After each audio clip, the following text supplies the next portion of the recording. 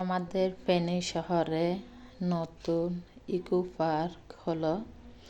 সেখানে শুধু সবুজ আর সবুজ, চতুর্দিকে সবুজ দৃশ্য। বিকেলে গেলে মনটা অনেক ভালো হয়ে যায়। জায়গাটা অসাধারণ। যতটুকু পারলাম আপনাদের সাথে শেয়ার করলাম। শুধু ফুল আর ফুল, অনেক সুন্দর ফুলগুলা। আমার কাছে অনেক ভালো লাগলো। সবুজের ভিডিও নাকি ভাইরাল হয়, দেখি আমার সবুজের ভিডিওটা ভাইরাল হয় কিনা।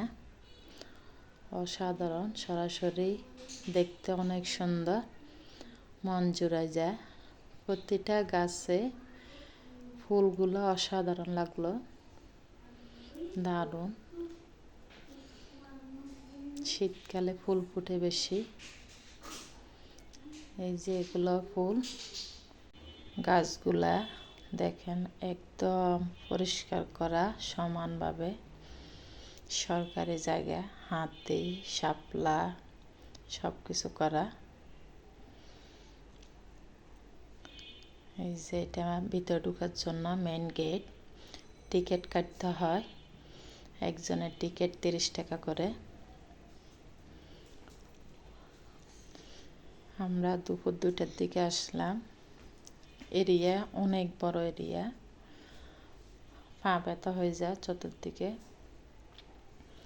জীবজন্তু আছে এখানে, হরিণ, পাখি, নানান ধরনের পাখি, বানর, তারপরে রাজহাঁস, বড় একটা পুকুর আছে। সব কিছু দেখানো হবে ভিডিওর মাধ্যমে। ফুলগুলো আমার কাছে অসাধারণ লাগলো। প্রতিটা গাছে ফুল, এই যে দেখেন, সবুজের মাঝে সাদা ফুল, সবুজের মাঝে লাল ফুল, একদম উজ্জ্বলভাবে ফুটে উঠলো। অসাধারণ। ছোটদের জন্য খেলনার কিছু আছে, এত বেশি নাই, 4-5টা আছে।